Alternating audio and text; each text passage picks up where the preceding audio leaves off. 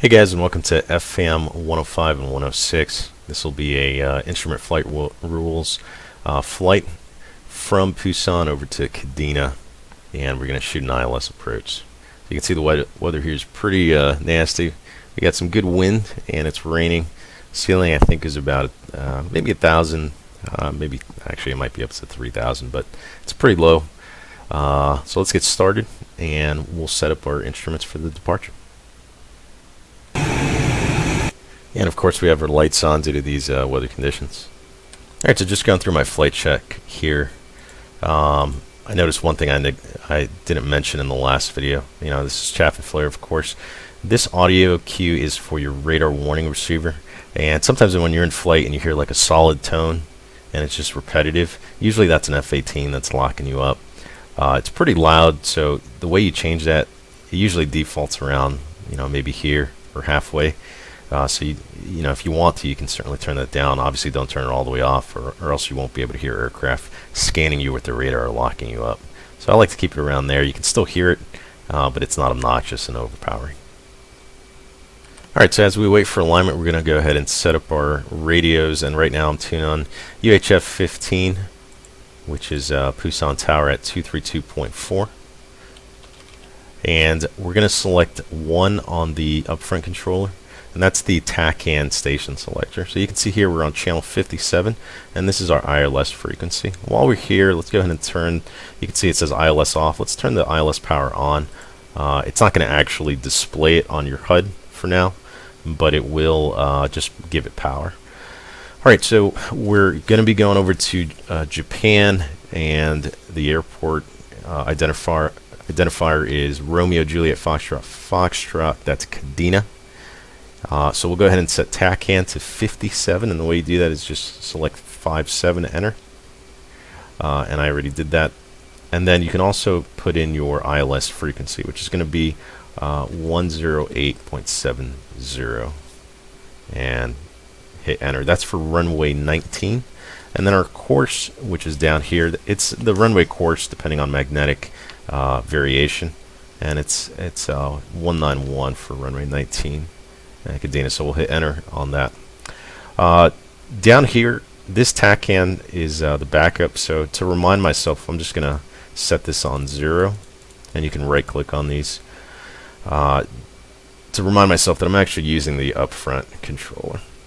Alright, so that's ready to go. The second thing we're going to do is our course selection here, we're going to set that to our runway heading, or our desired runway heading, which is 191.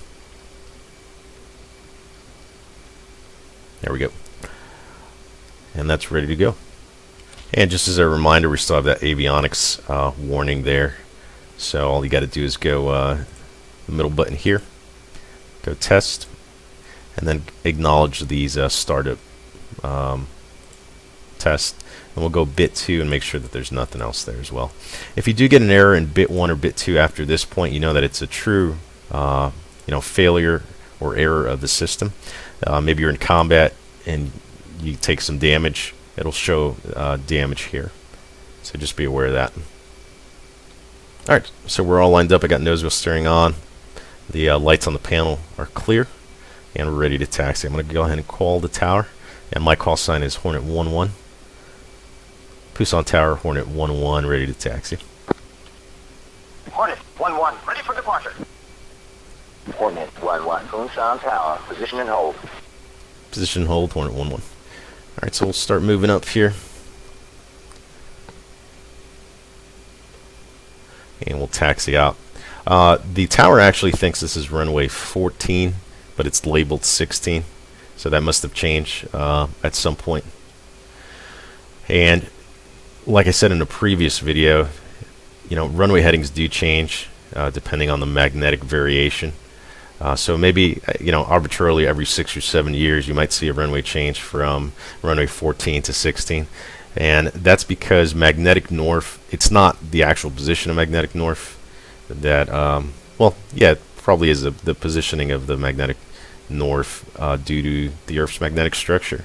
So some years it'll shift and usually oscillates back and forth. You'll see runways change from, you know, say 16, then to 15, and then to 14 every few years. So that's why they have to renumber them every once in a while. Alright, so we're positioning and holding, and we'll wait for clearance here from the tower. So if you look at the HSD down here, you can see there's only 2 waypoints on this flight. And waypoint 2 is actually going to get us to a navigation marker called Toyota. And it kind of gets us in the vicinity of the airport and in the approach lane for final for runway 19. But it's not going to actually get us to the airport. So we're going to rely on the TACAN. And then we're also going to use ATC vectors, so they'll give us turns and altitudes and speeds to be at to approach the airport, and then we'll make our final approach with the instrument landing system, or ILS. Let's go ahead and take the active.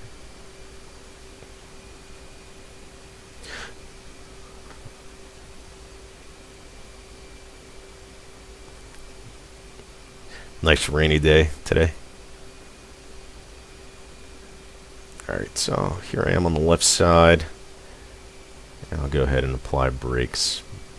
What we'll do is, I didn't mention this either, this is the helmet mounting queuing system on this map gain switch. So we'll go ahead and turn that on, and if you go DMS long down or hold it down, it'll go away, and DMS long again, you can turn that back on just as a refresher. Alright, so after takeoff, we're going to make a left turn. There's our waypoint 2, and you can see it's 128 miles away. That's the Toyota marker down there. Alright, so let's go ahead and spool up. One note about the RPM indication.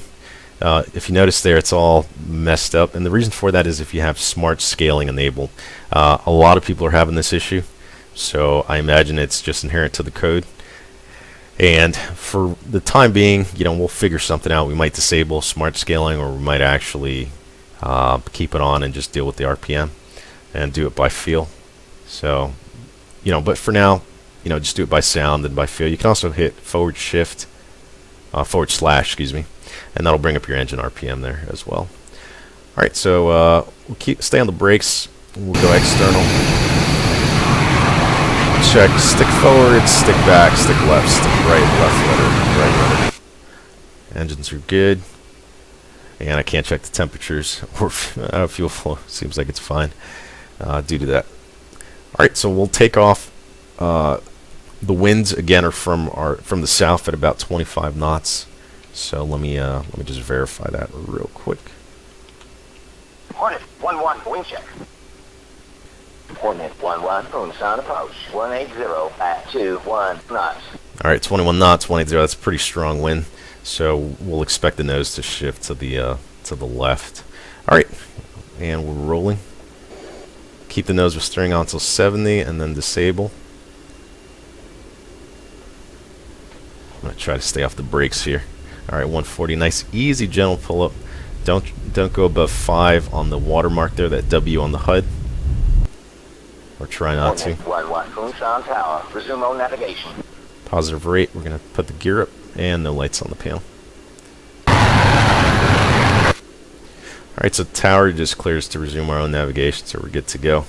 And we're going to make a left turn to the to that waypoint. To waypoint 2. And we'll climb up to about 7,000 feet or so. We'll maintain 350 knots. I like to go 10 up the ladder on the flight path indicator here. We'll climb up to about Angel's 7 or 7,000 feet. So you can see that flight path marker, it's getting thrown around by the wind right now. So let's, in order for us to see your HUD, we're going to center that with the wind correction toggle here. There we go. Alright, there's 6,350 knots about. You can see it's really turbulent up here, and there's Angel 7. So I'm going to go ahead and level here. Now, the HUD's really hard to see, so it's just the way it is. And I just had a flame out there. Well, that was kind of crazy. Alright, engine's back on. All I did was turn the APU back on, or throw the engine crank back on. Alright, power's good. Actually, we're still descending here. and hit Alt-I. Let's see if it works.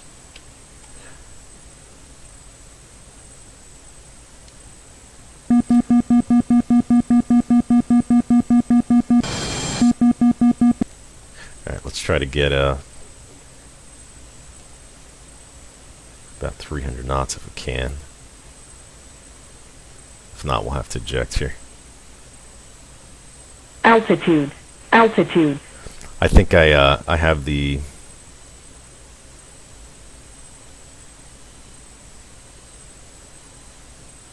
There's 300. Come on, baby. Alright, we got 3,000 feet to play with. There we go. Come on.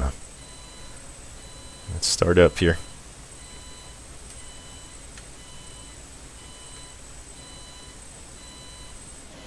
There we go. Alright.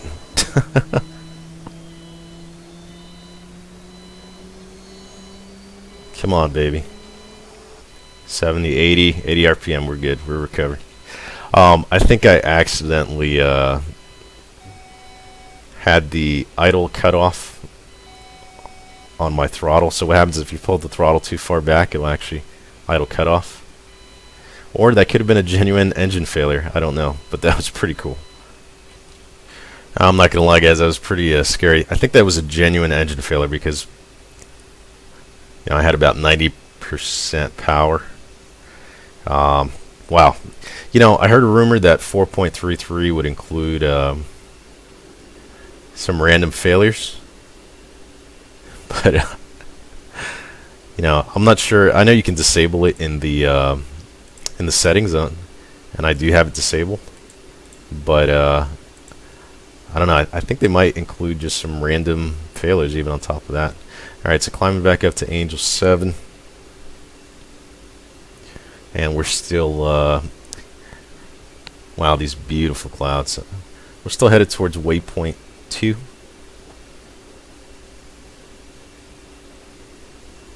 And once we get to 7,000, what I'll do is go ahead and throw the autopilot on. Alright, so there's 7,000. I'm going to hit the autopilot here, and you can hit this button. I have it on my HOTAS. There's altitude, and we actually want to change this to string, which will steer towards our waypoint. Alright, there's an autopilot in the aircraft for a reason. We want to make sure that we use that to our advantage. Alright, so especially flight leads, if you're working radios, you're trying to figure out the mission plan, you're warming up weapons, and then you're throwing in your navigation. In position. You want to use that to your advantage. So we'll shoot for, I'm really fast here, we'll shoot for 400 knots. So the goal is for everybody in the flight to keep 400 knots, and you can do that with about 85% RPM. And if you hit shift 3, it'll bring up this like secondary HUD thing. So I'll just keep it at 85% RPM. And you can see my autopilot just really trying to maintain that waypoint. So something interesting, the autopilot does correct for, let me actually disable it. Sometimes it does it gets into an autopilot induced oscillation because it's trying to get back to that. And we do have a lot of turbulence right now. Okay, altitude. You can see how much work just keeping the aircraft flying here, because of all the turbulence that's going on. So might want to climb up to a higher altitude. I think I'm going to do that. But the autopilot actually autocorrects for wind. So you can see it's trying to steer towards that waypoint right there, but the nose is pointed to the right. That's because that southerly wind is pushing us left off, trying to push us left off course. Alright, there's 8,000. And the HUD, another issue that people are having is you can't really see too well on the HUD. And that's just something we have to deal with for now. So, there's a couple of things you can do. Shift 3. or you can throw your helmet mounted cueing system on. That kind of helps if you're looking away. Alright, so there's 10. And I'll hit the altitude on. So you can see how hard this is to see. The only thing you can really do is zoom in as much as you can. And we're 83 miles. Yeah, it's much smoother up here at 10,000. I can't believe I had that engine failure. That was not planned or rehearsed, I promise. Alright, so I'm going to tell my guys to return to base. Hornet 1, return to base. 2, I'm a dot. 3. Alright, so this is what I was talking about. Our nose is pointed to the right, but the waypoint is to the left. And that's what that's what you would do as a pilot to correct for that wind. And you would just kind of have to figure that out with your ground track. You can also see, just very slightly, our aircraft's to the right, and here's our actual path. If there was no wind, we would be right on this, and we would be headed straight towards that waypoint. But because our aircraft is crabbed to the right and correcting for that wind, it's just like a boat. You know, if there's a current from right to left and it's pushing you, you would aim the boat to the right, and then you would follow that path. All right, so that's called crabbing into the wind. There's 485 RPM and about Angels 10, so we're doing great. To demonstrate that correction, I'm going to toggle the ghost vector, or the wind correction, and you can see that it lines up right perfectly on that waypoint there. So this is where aircraft is actually headed, and if I toggle it off, this is where our nose is headed. Hornet 1-4, inbound for landing. Alright, so let's go ahead and Hornet switch 1-3, over inbound for landing. to Hornet 1, boom, sound approach, 0, runway 14, well. I'm going to switch over to Cadena's tower 225.5. So I'll click COM 1 here, hit 22550, no decimal, hit enter. And our radio, our UHF is ready to go. Reminder on the HUD, so this is waypoint 2 here. We're 67 miles away. Okay, and let's see if we are picking up the TACAN. So we'll go down here. This little tiny thing right here is the TACAN. Okay, and this is the distance to the TACAN station, and this is the runway heading that we set before. So don't worry about this for now, and don't worry about this big arrow. That's going to be when we make a right turn. We're kind of headed, eastbound here, and then we'll make a right turn to land on the runway. So we're 63 miles away. What a TACAN station is, tactical air navigation. It's basically a glorified VOR, or very high frequency omnidirectional range. All that is if you imagine that the VOR is at the center of this HSI, it sends out its frequency. It's at a certain radio frequency, and it sends it out in 360 degrees. Now, if you're using a typical VOR, you can track, let's say I just wanted to track the 060, 061, or 030 radio. I could do that, and this thing would intercept it when I'm intercepting that course. But you don't have to worry about that. The Hornet has a system a lot like an RMI, which is a radio magnetic indicator in civilian aircraft. And all it does is it points you to the station. So it's right there. As we head on this eastbound course, all right, this waypoint is a little bit northwest of the airport. The airport's kind of like down here somewhere. We're going to keep tracking this little arrow, and it's going to turn counterclockwise to point towards the direction of the airport. And we're going to wait till it gets towards our runway heading, and then we're going to turn. So once this little arrow, which points to the airport, is down here, we know that we're going to be lined up with this runway, or roughly lined up. And then we're going to follow vectors and the ILS. So I'll fly out here towards the airport. It's nice to be on autopilot because it can, frees you up to look at all this other stuff. And we're 52 miles away. We'll wait until we're about 30 miles, and then we'll contact Cadena for clearance. I'll see you guys then. So just one note about speed. Everybody needs to be at about 400 knots during the en route, and we'll space our takeoffs maybe a minute.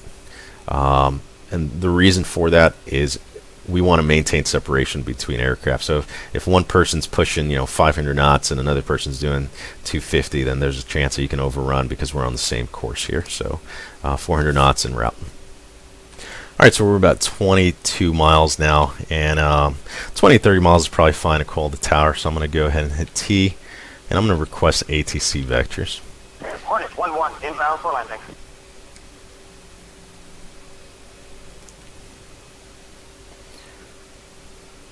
Hornet 1, you're outside my airspace. Contact me at 30 miles. Okay, so apparently I'm just a little bit outside of Kadena still here, 225.5, so we'll push a little bit more. And here's 17 miles on the TACAN. So as we approach this waypoint, Toyota, you'll, as we get closer and closer to that, or as we get really close to it, you'll start to see this little thing, kind of this little TACAN arrow pointing to the airport, start moving in this direction. Alright, we'll try another call here. Kadena Tower, Hornet 1-1, inbound, 20 miles, inbound for the ILS runway 19. Hornet 1-1, inbound for landing. Hornet 1-1, descend to 4,000, maintain 260 knots, turn left heading 085, runway 19er. Down to 4,000, left to Altitude. 085. Hornet 1-3, inbound for landing. Hornet 1-4, inbound for landing. Alright, so I'm going to get down to 4,000, and she wants me left to 085. So nice, gentle, easy turns. I'm probably going to use about 7 down the ladder, so I'm going to slow down and try to keep 400.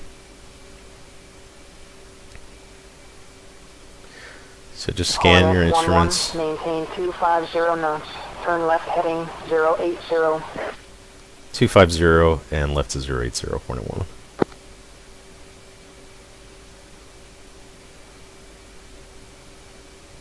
And she wants me to slow down at 2, so I'm going to extend the speed brake. You can see the little speed brake indicator down there. So down to 4,250 knots and 088 on the heading. There's a lot to toggle or to kind of juggle in your brain, so be proficient in just flying the aircraft. And I just passed my 4,000 foot mark. So I'll climb back up there. If you overshoot something, it's alright. Just make the correction.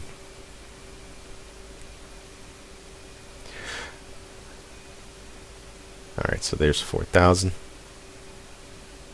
And you can see the RMI, or the, excuse me, I keep calling it the RMI. The TACAN is pointing in the direction of the airport, so.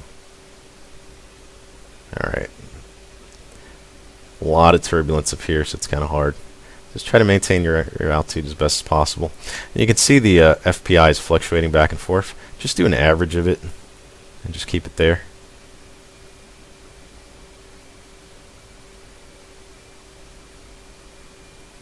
And trim is necessary. Make sure the autopilot's off, which it is.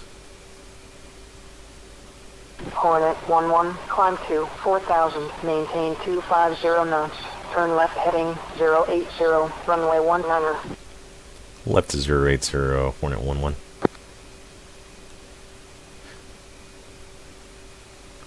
Alright, so we're just going to keep, and then we're going to hit the I key and go TACAN ILS, TILS down there. And you'll see the TACAN up here on the HUD there. So the needles are alive. That means it is receiving a radio frequency from the instrument landing system. If they weren't, it would just be a cross right on your FPI, and it would just follow your FPI there. Okay, so she's going to have me do a right turn soon here.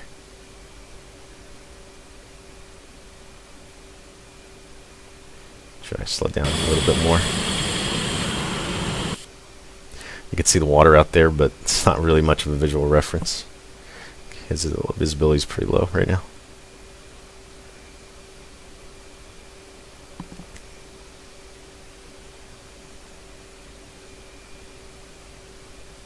And I'm flying a little bit faster just because, Hornet's pretty slow at 250. I mean, she can do it, but it's not the greatest. You can see my angle of attack is on the low end there. Or actually, no, it's on the fast end. Never mind. Hornet 1-1, climb to 4,000, maintain 250 knots, turn left heading 080. Up to 4,000, left to 080, 250 knots. Hornet 1-1, descend to 3,000. Down to 3,000, Hornet 1-1.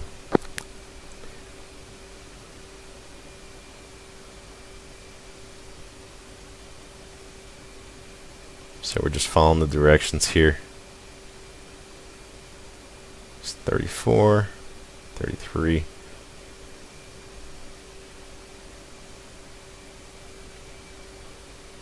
And there's 3,000.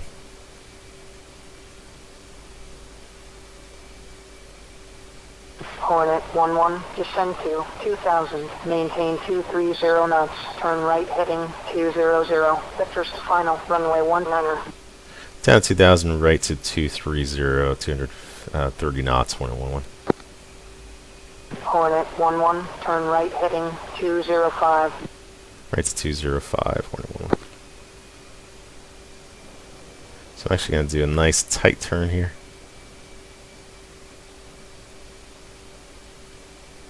Hornet 1-1, turn left heading 200. Left to 200, Hornet 1-1. Oops.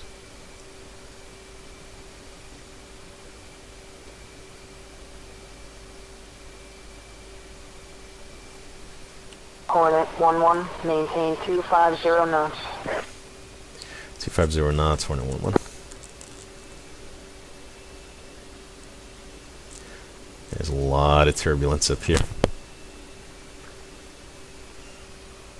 Hornet 1-1, maintain 300 knots.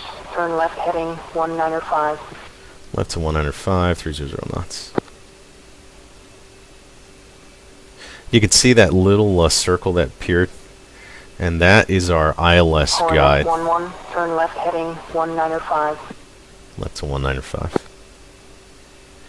See that little circle on the horizon? That's guiding us to the ILS. It's trying to get us to the right place. Descend to 2,000. Maintain 230 knots. Turn right heading 190. Hornet 1-1. Climb to 4,000. Maintain 300 knots. Turn left heading 010. Runway 19er.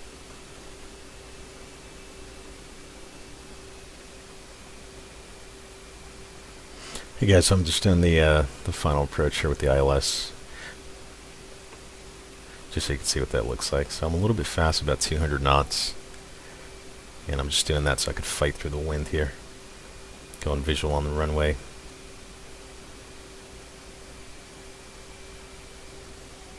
Hornet 1-3. Descend to 3,000. Maintain 250 knots. Runway 19er.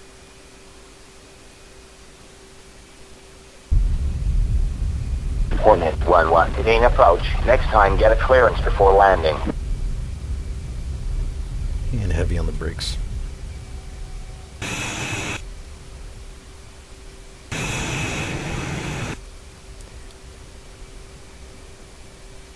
Throw the speed brake out. Hornet 1-3. Descend to 2,000. Maintain 230 knots. Turn right heading 185.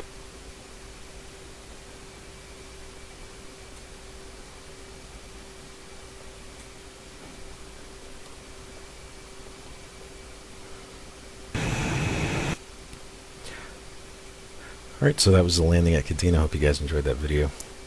And again, make sure you use some heavy braking and don't ride the brakes all the way down the runway so you don't burn them out. I'll see you guys on the next one.